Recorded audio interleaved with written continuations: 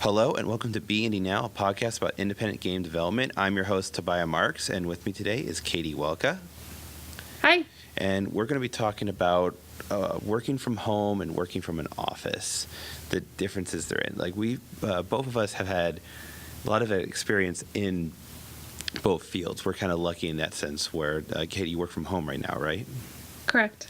And I am actually working in an office right now because I just started working for Microsoft. But before that, I ran my own company, so I was all about working from home. And I still work from home on my own side stuff as well. So we both have that experience in working in both places. And we kind of talk about the advantages and disadvantages. A lot of people kind of idealize working from home as like, oh, that's what's great about it. It's a grand idea. It's so much better. It's so much nicer.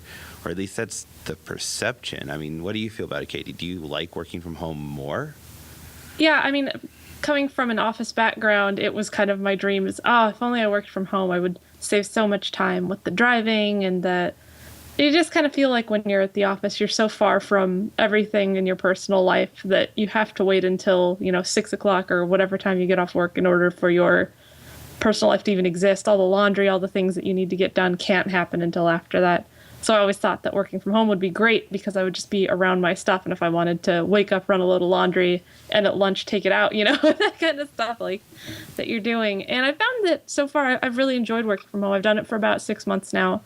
And it's been great. I guess we can get into advantages and disadvantages in a minute here, but I've really enjoyed it. Yeah, so let's get into that. Like, what do you think the advantages of working from home are? You can probably guess, like, obviously, you just, like, get up and go to work, right? No commute. That's, like, Right. the big thing. No commute is awesome. From a personal perspective, I guess there's two aspects to it. There's from a personal perspective, like being able to enjoy the town that I actually live in instead of, commuting somewhere, not having to drive so much. So it's great for my car. It's great for having to pay for gas. And from a work perspective, some of the positives are, as someone who's kind of a creative brain, I like to have, I think even people with more of a more logical brain set, you kind of want that personal space every once in a while to work. Yeah, that privacy, right? Like no coworker is Right. going to come in and bug you No, or ask no you one's questions. looking over your shoulder, making you feel weird about what you're working on. You can just kind of do what it is you're doing depending and on your focus home in. situation, right? Like, Yeah, people out there right, might that's have true. families and kids or Right. roommates. Working from home can not be all it's cracked up to be because they could be big distractions, especially if they don't understand I am working right now versus, hey, go take out the trash or go do this chore, go do that. It kind of interrupts that getting in the zone, right? Yeah, absolutely. I mean, you bring up a good point. I'm in some ways fortunate when I'm working from home. I'm the only one here. There's no one to interrupt me. But in even some of my coworker situations and folks that I've worked with, I know people who have kids at home, newborns that are, they're trying to have a meeting. And when the baby cries, the baby cries. What do you do in that situation other than you've got to stop the baby from crying? You got to come help the baby and you have to interrupt those meetings and stuff. So I think it can be hard raising a family and working from home at the same time, although I'm not speaking from personal experience there. Yeah, but working from home has the huge advantage. You can do that. You can say, I'm going to Right. work for a couple hours and then I'm going to go take care of the kids. Or, I'm going to go over here and then I'll be able to spend an hour doing that and then go back to work and kind of break up the workday instead of having to do it in a, solid chunk where you'd go in and out of the office. In and out of the office could just mean going in and out of a room of your house. And also, speaking of a room in your house, if you happen to have a room of your house that's dedicated to an office, that's a tax write-off. So you've only been working from home for 6 months, so you should definitely, when you're doing your taxes this year, consider that because you can get a tax break for that, which, taxes, that's a boring reason who likes talking about that. But hey, extra money is extra money, right? Yeah. But what kind of, we talked about disadvantages with distractions. What are problems that you find working from home? I find it really easy to get distracted. Anything will set me off sometimes. What about you?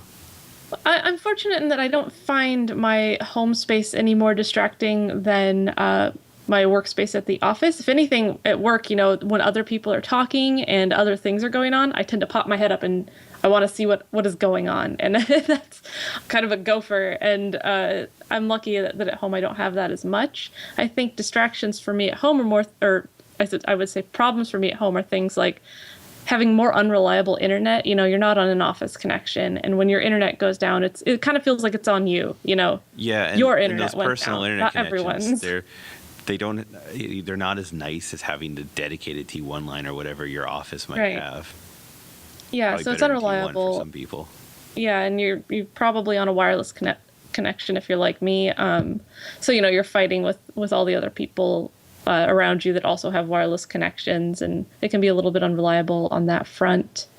I would say other disadvantages. It's not very social from a personal aspect. You're kind of holed up in your little space, not talking to anybody except for your coworkers, but you're not face to face with them. And there is something to be said for that Yeah, face to face it's that interaction. accountability I find, right? Like I'm not an unaccountable person. I am self motivated. I got work done, but there's something nice about like, oh, I'm going to be in the office at 9 today, and you get there at 9 because somebody else is expecting you to be there. It's like having a gym buddy, right? Like you can go to the gym by yourself, but you're there longer. You're doing harder work just for having that accountability, and that's something that you can enforce on yourself, and you should.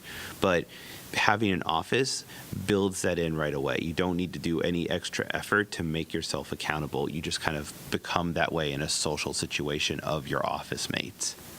Yeah, and when you're working at a larger remote company where everyone's working from home, from a project management perspective, me working as a project manager, it can be really hard to organize people when you need to get a hold of one specific person or a group of people.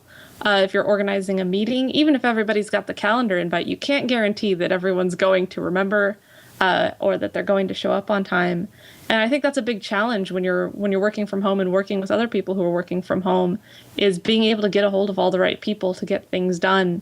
That can be a huge hurdle in working from home environments. What I find about team building as well, do you find that you're as close and friendly to your coworkers if you don't see them all the time? Like, I have often, it's after work, we're done, oh, let's go get dinner together, let's go play Magic the Gathering at lunch. It's this kind of social things that you get to know your coworkers as friends more that you might Right. not have if you only see your coworkers in a context of meeting. Right. Having only worked from home with one specific company, I can't say that it's a blanket statement across the board, but in my experience, it seems that when you're working in an office situation, there's a level of convenience there where you don't even realize that you're getting to know the people around you when you're getting to know those people around you. Everybody's suddenly hungry at the same time. You all get up and get food together, and while you're eating, someone mentions that they're a huge fan of Zelda or something, and a conversation starts, and you get to know those people. And it happens on some level, I think, in a work from home environment, but I think less so. There's less opportunities of convenience where you just happen to be talking. A lot of time it feels a lot more heads down, because unless you're specifically working on something with someone and you're in a Skype call with them at that moment, you're not really talking directly to other people a lot, only when you need them for that specific work thing. So there's less personal conversations going on, I would say, overall. So, like, if my job didn't involve too many other people and something that I just need to sit down and do, even if I didn't need internet, right? Like if it's writing, do you think working from home you can be more productive or less productive than if you work in an office type environment? You're saying like in situations where you have to like write 100 quests or something like that? Yeah, like when it comes down to brass tacks, when it comes down to sitting down and producing, where do you work more? I guess it's a subjective question, right? Because different people will answer Right. differently. But how do you feel you get more done if you're at your office working on your computer, or do you think, if I had an office in some building and an empty room with none of my distractions and none of my games and it's just work around me, I'll work more? For me, I find I work fastest and most effectively in an environment where I feel like absolutely no one else is around. So offices are not ideal for me. I prefer to work from home. And I'll find that I tend to get things done later in the day. If it's later in the day and a lot of people have gone home or signed off, even just signed off, I find that once there's less, chat boops and people talking and things like that, I suddenly just start blasting through everything a lot faster. And especially when it's a creative task like writing or having to design something, I find that I work a lot faster when I'm completely undisturbed and alone. Yeah, I mean, I I'm not against the working from home setup, but I still find myself more productive if I can have that little bit of distance. And when I was working from home, I found one of the best like ways I could trick myself is that I would work in my living room, and I would just have my laptop with work on it and nothing else.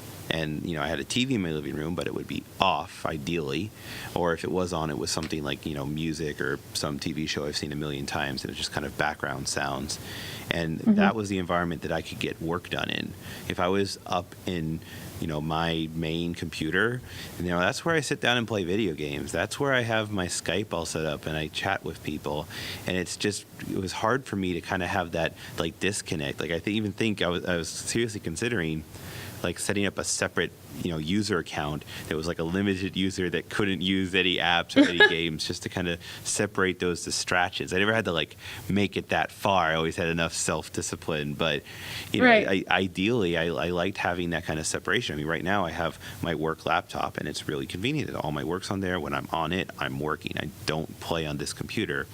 And when I go home, I can work on my play computer, but I won't necessarily be as productive as on my work computer, or at least we're talking hours at a time, right? If I need an hour Right. of work here and there, that's something that anyone can do, right? But Right. it's that 4 hour chunk. When we start getting to that, I need to create this. That's what I'm doing today. It gets really hard. I even find Yeah. just the refrigerator being accessible. I was a really big fat guy at one point. I'm still am to an extent, but I've been losing a bunch of weight. I lost like 80 pounds before I started Microsoft, but then I've been gaining weight now that I have a cafeteria I can go to that's full of restaurant food. But I would, when I was at home, I would find a way to be hungry, and that would be like a way to distract myself. Like, oh, I didn't want to work on this task right now. Yeah. I need to go make myself a snack. And it would be just Yeah. this psychological trick I would put into myself. So I'd have to, mentally tell myself, no, you're not actually hungry right now. You're just bored with this task, or, some other reason Right. like that. I can actually relate to that really well, and I think that there's two kind of worlds that I'm working in, and that's why in some of these answers I'm saying no, and some I'm saying yes. I would say that in my work from home environment where I'm working for the company that I currently work for, I'm held accountable, even though I'm not in an office. I'm held accountable because I know that people are only on during certain times of the day. Although we're kind of flexible, I know that people are generally on between 9 a.m. my time and 4-ish p.m. my time. At any time after 4-ish, I've lost them.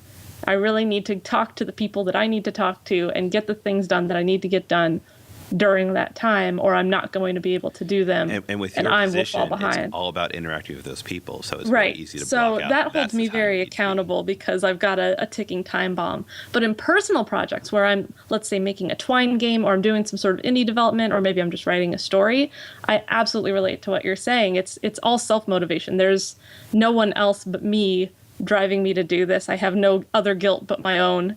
Yeah, I And mean, maybe it's I'll that- get up and get ice cream. I'll walk to the 7-Eleven. I'll find some reason to get up and walk away from the computer, or I'll just pop open BuzzFeed for like 20 minutes of nonsense, and it's hard. It's really hard to force yourself to focus when no one is holding you accountable. Yeah, I mean, that's why co-working spaces are so popular, where people will pay very large sum of money just to work in front of other people. I mean, classically, that's why you see so many writers at Starbucks and other places. And it's, Hi, I'm one of them. yeah, I mean, well, part of it is like you make fun of like, oh, they're so pretentious. They want to see people write, but like actually, it's just a way to trick your brain. Like, I'm going to Starbucks Yes. right now, so I'm here to work, so I'm going to be working, and I can't just leave it because I drove all the way here. So I'm not going to, go back after an hour. I'm going to sit there for 4 hours and work. And I Right. would do that trick. I would go to Hydration in San Jose, or, some local Starbucks, and it would help a lot to get, a lot of work done if I could, trick myself for that moment in time. Yeah, I think finding some sort of ticking time bomb to put over your head if you have trouble just doing a mental one. I think something like a Starbucks or a Panera or wherever you want to go, I find that knowing when they're closing forces me to work more, and being around other people. Like if I just look like I'm just staring at my computer doing nothing, then like everyone's just like, what is she even doing here? And that kind of self-consciousness forces me to work. It's that kind of stuff, like whatever kind of motivates you, find it, go out in public and try to work. And I found it helps. So, you have this kind of built-in time bomb for the 9 to 4, but do you think that having those kind of set hours of like, I got to start work at this time and end work at that time helps people? Or do you think it's better, or do you think that you can work just as well, say, noon to 8 p.m.? Like, is it just an arbitrary time, or is there something kind of magical about that time everyone else is working? I think that when you're working in a company with several other people, even though I would love to say that people should work when they're most alert and whatever that works for them and they'll get more done. And I think that's a real thing. And I think that there are people, myself, I'm very much a night owl. I think later in the day I do work better. But if you really want to get things done as a team, that kind of setup, in my experience, is not as effective. People start working in black boxes. You don't always know how much people have gotten done, and you can't communicate with them when you need to. And if somebody is blocking you, you're blocked for a much longer time. And it's almost like, I used to work with teams that were in like the Philippines or somewhere far away, China. And it was always, everything took a day longer just because of the time difference between us. And I think that starts to happen in a remote environment as well, when you allow people to work whenever they want. Even if it's as simple as, the guy that works from noon to 8, there is that same kind of overlap that can take a full day to fix. Mm-hmm. Like if I, come into a problem that I need someone else's to help with at 6 p.m. and they've left work for today, I got to wait till 9 a.m. until that problem can be solved. And then if I don't show up to work till noon, that problem's not going to get solved till noon the next day. And that's Right. a huge amount of time. Yeah. It's like a day lost. It's Yeah. no good. So, another thing is just having that, like, coworkers, right, where you can go out at the same time. You have friends, you have people you want to be with, you want to, go out to the movies, and it's kind of nice to be off work at a reasonable hour like everyone else is. Right. You can't say, Right. well, I'm, very active at night, I'm a night owl, I stayed up all night, but you can't work every night because that's when, you want to hang out with other people. There's Right. not a whole lot going on at 1 o'clock in the afternoon. And maybe in your friend circle, right? But there's usually people are doing some specific task at that time, often work, and it's a good time to spend with that. You don't often run into people want to go into the movies and matinees, although it is nice because it is cheaper. Catch a quick movie and then go back to work, right? Yeah, that's living the life. So how do you make yourself accountable when you're scheduling for yourself? I know you schedule of other people because you're kind of a project manager, but do you like make a to-do list? Do you do any thoughts on how you're going to schedule your day? Yeah, so I do. I keep a to-do list every day. I open up Google Docs and I have a little bulleted list of things that I need to do that day. Since we do work in a Scrum environment, I report on those things every day and stand up and mention what I got done and what I'm going to do today, which holds me accountable to update the list. Because I think even if you start a list, if you have no reason to update the list other than your own accountability, you can still let it fall by the wayside. Yeah, I'm guilty of that helps me. to-do item sitting there for, a couple months. Right. So that's, I think, what helps me update the list. I also schedule sprints for myself on the projects that I'm working on. So I just treat myself like any other project. With the things that I need to get done, I create user stories for them, and I make subtasks, and I execute on them. So do you recommend that that's the way other people should do it, or is that just a process you think works for you? Like, how do you, because when you're obviously working with other people who are working from home, so what advice do you give them to set up? Folks that are working from home who don't have other people they're working with? Oh, yeah. I mean, like, well, you're working with you remotely, right? But how are you helping them be accountable to themselves? I guess that if you're helping them be accountable to biased. themselves, by definition, they're accountable to you. So maybe it's kind of a BS question, but... Right. There's kind of one person checking in on everyone, and that kind of holds people accountable. Is there someone coming in, hey, did you update that task today? All right, is it further along? Okay, great. And there's somebody kind of checking in on you and that can hold you accountable. Stand up is another thing. Having a daily meeting with your coworkers to say what you've gotten done is another way to hold yourself accountable, as well as kind of get an update on where the project is at as a whole. So I think that's another way. I think that trying to just manage yourself in a vacuum is really hard, and I don't know anyone who's done it successfully. I'm sure they exist out there. Well, I think that's why people go into groups. That's why there's so many Yeah. game jams, because it motivates people to get something done. I have Right. 48 hours to do this. That's when I need to release it. Or National Novel Writing Month. That Yep. is purely an arbitrary thing to just make you accountable of, did I complete this task, yes or no? If you don't, no problems. No one's going to notice that you didn't complete your novel in the month. But Right. when you do, people will notice. And so you have that motivation of, okay, now I actually have to get through with this. I have to actually go through and work on it. Right.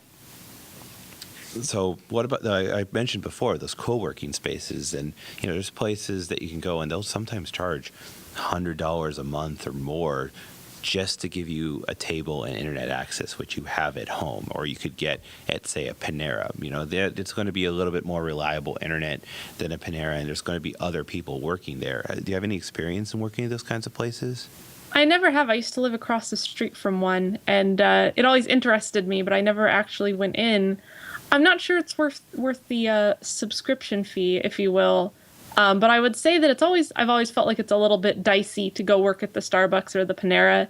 The internet's you really can't really get the nice table. Someone's always claimed it first, and Right. the internet's sometimes slow. And let's not talk about security, because that's a whole nother issue entirely. right. And good luck having a Skype call at Yeah, in you're not really going to Starbucks. get a quiet place to work, especially if quiet's your thing.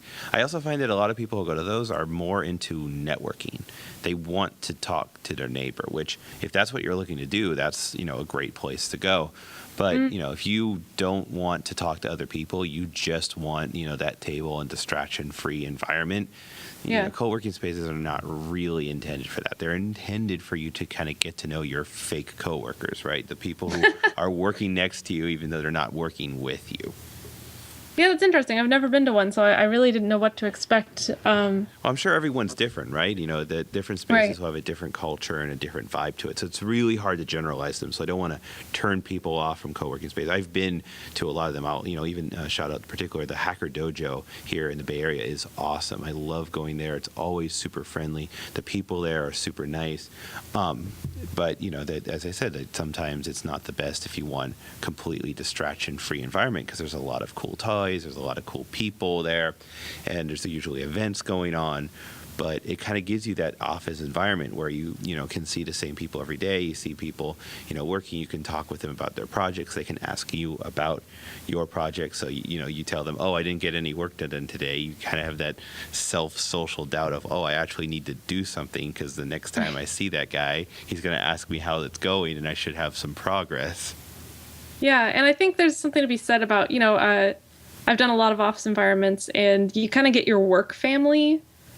People throw that phrase around, but it's kind of true. You end up with your work family. You have people that you become very close to at work that you maybe in your normal life you wouldn't have even ever had a chance to get close to. And you see those people every day. They know a lot about you, and it's really cool. And I think that being in those kinds of spaces, like the Hacker Dojo that you're mentioning, kind of gives you that, because that is something you're really missing when you're working from home. It's really hard to develop that kind of closeness in a remote environment.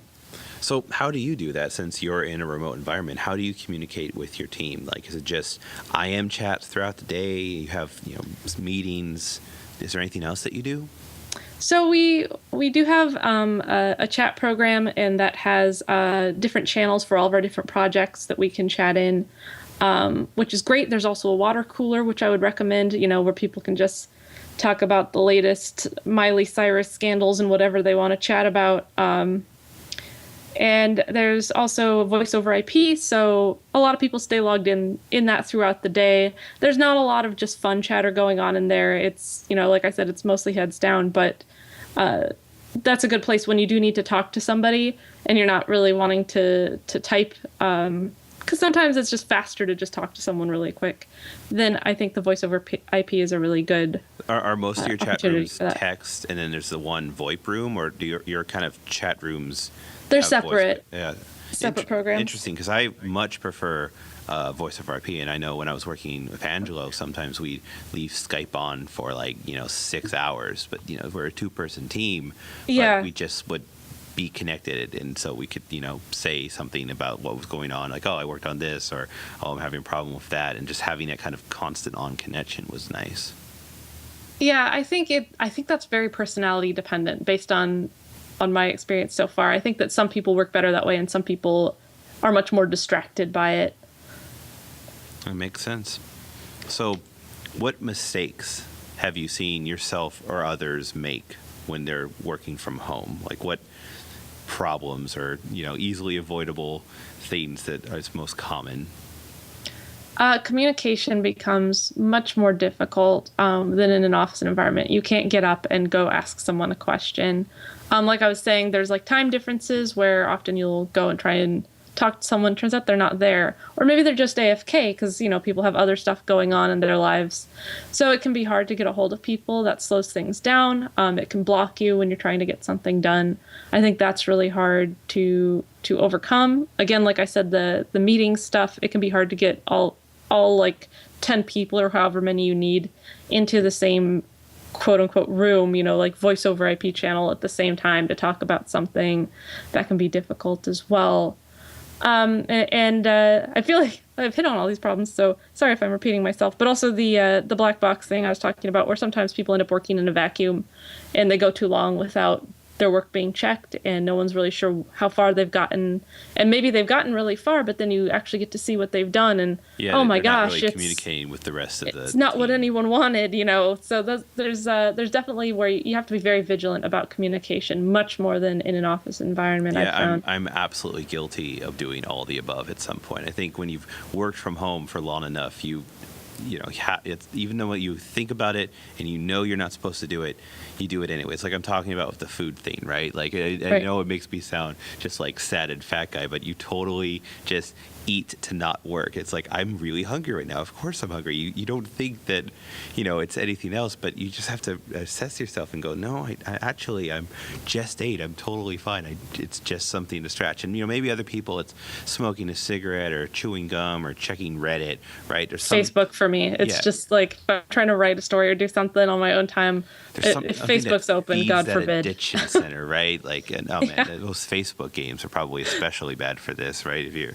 I'll just my even stare Farmville at the habit or news something. feed. It's so bad. I'll just look at it. Nothing's even happening on it. But Yeah, it's it's just like, like, oh, it's one not new work, post. so I'm looking at it. Yeah, one new post. What is it? Yeah, who said what? I've totally run into the same thing, especially if you're working on Facebook. It gets really awful if you're doing Facebook fan page or something. You just start falling into the black hole of your other work, or you're tweeting something and then you start reading everyone else's Twitter feeds, or you're Right. looking into someone's feed and diving down a hole of oh, they know this person, they know that person. Yeah, Or, I can't even imagine. There's this vicious cycle going on where you have to be on Facebook, but then Facebook is being Facebook while you're on it. Yeah, I mean, it depends on what you're doing for your job, right? I've never had the kind of job Right. where you have to be on Facebook and Twitter all the time, which is part of the problem, I think, because if you're on all the time, you're doing your thing, you have a lot to get done. But for me, I'm always on them because I have a quick thing I need to do. I need to, find this person's Twitter handle. I need to, look up where this person works. I need to ask this person if they're online and ask them a question. I would go for that one specific task, and then I get sucked in and stay for 20 minutes longer than I should have been in the beginning. Yeah, it's definitely relatable. So, we talked about a lot about mistakes, right? But let's talk a little bit more about the positives. Like how have you liked working? I mean, you talk about how it's good and all that, right? But what do you think is the best part? What part is most especially great from home? I feel like. Go ahead. I was going to say, for me, I just like having that ability to set my own time, start what I want to do, and not have to worry about that traffic. I hate driving. I hate, to start doing something, there's that minor hurdle of I have to get to the office, I have to do that. So it's really nice when I'm working from home to be able to wake up, go out of bed in my pajamas, and start working right away, because that's the moment I feel the most awake, and that's the moment I just want to start working. It's so silly, right? But just that little bit of hurdle, it's nice to kind of polish off that edge. Yeah, I have to agree. I'd say that my time in the morning is my favorite time. Like, I feel like when I worked at the office, from the time that my alarm first went off to the time that I got to the office was completely wasted. And possibly even the hour after I got into the office, kind of wasted, because you're kind of catching up, and you just drove for however long in traffic, so you're kind of worn out, and you're like, I got to get my coffee going, and you're just kind of getting situated. And you just took a shower in the morning, you had to figure out what to wear, and when you're working from home, you wake up. You sit up. You could be as simple as just you sit up and you open your laptop if you really wanted to, time to work. Yeah. And that is awesome. No lost time. You wake up, you work, and it's great because then I feel like I'm getting off earlier. I don't feel like I wasted any time. And that feels very good to me. I feel like I got a bunch of my life back. Yeah, it's exactly how I worked for a long time. I mean, we didn't even talk about like the email slump too, where you start work and then the first thing you do for an hour is just responding to emails from last night, and that just like there's something to be said about like, okay, start working on something first, and then an hour or two into your workday, you can do your email and start catching up with people and start talking, and then you can kind of you get caught up from the days before. You need to do that, but if you start with that, it kind of kills your productivity for that day. Just being able to strike right at that moment of I'm awake, I'm ready, I'm showing up at work, that's when you can get something done. Yeah, I've actually read multiple blogs now that are saying the exact same thing you're saying, where they're saying in the first hour that you work, don't check your email because it will slow down your entire day. But if you wait an hour to check your email and you work on other stuff, then you've already got like an hour of productivity in the day, and it just changes your entire pace for the rest of the day. Yeah, it's so cool to have those like silly human tricks that it sounds silly when you talk about it, because it's like, well, I know that, so logically I'll do this out, but people don't work that way. You can be completely aware of everything that's going on, but you'll still feel a certain way, right? So Right. You have to learn those tricks. I love reading the blog Lifehacker because they're always full of that stuff. But it's also funny because Lifehacker itself becomes a distraction where you're Right. reading it too much. You're like, oh man, look at this cool trick I can do. Wow, here's how long bananas last on the shelf, and all these other information that you might not need at that particular moment in your workday. So, great. Thank you very much for coming on the show and talking about working from home. Hopefully people can learn about that and how getting inspired in ways to improve their working from home versus working from an office setup. I still like to talk about, what games we've been playing lately, but I'm a little bit sad. I've been playing Pokemon again. I guess it's not too sad because Pokemon's an amazing game. I'm really liking the new version, but I am way, way, way behind. I'm like 5 batches in. I have not put the amount of hours, proportional to how much I like Pokemon, but at least I have my all EV team now. What kind of games have you been playing? I've been playing 2 lately. I started back up Wind Waker, and it was much slower paced than I remembered. Even the new one is, if you compare it to like Link Between Worlds, it is slow. It takes hours to get through the beginning of the game. It kind of killed it for me, actually. Wind Waker is one of my least favorite Zeldas, and it's good, but it just, I don't know, something about it was very... It felt like a grind to kind of get through in ways it feels where grindy. it shouldn't. Yeah, I feel like getting through those dungeons, there's just a lot of walking around and not a lot actually going on. So there's that. Just a Debbie Downer here. I think part of it was like they're coming off of Majora's Mask. Wasn't that one that came out right before it? And Majora's Mask was, that like 3 days resetting, and it was all about this one world, and everything was always rushed, and it was all this time. So they kind of wanted like this very slow paced, relaxing. It was kind of this shift towards that. I don't know. I'm probably just making this up, but it was definitely a cultural difference in the way that game felt compared to the previous one. It was very, very different. which a lot of people liked, right? A lot of people, you know, Wind Waker is their favorite. But, you know, for me, I would just rather have that Ocarina of Time / Majora's Masks feel where there's all sorts of stuff going on and it's very fast-paced, relatively. Yep. Well, I relatively agree. for a Zelda game, right? It takes so many hours just to get caught up and through the tutorials for those games. Oh, man. Yeah. All right. Well, if you want to find more about me, you can go to tobiahmarks.com. That's my blog where I have a bunch of resources for developers, you know, interesting articles I find or hopefully interesting. You can also follow me at Tobiah Marks on Twitter. Where can we find you, Katie? Well, since we last chatted, I did make a Twitter account and I've been using it. Awesome. So you can follow me at KT Welka, WELKA, that is. I see what you did there. See what I did there? At Katie Welka, and people type KAT, like, oh, wait, we could find you. KT Welka. And you don't have a website, right? I don't have a website. I do have a LinkedIn. It's LinkedIn, and if you just do / Katie Welka, my full name, KATIEWELKA, that's me. Perfect. Thank you very much for being on the show. Thank you, Tobiah. Go out there and make some games.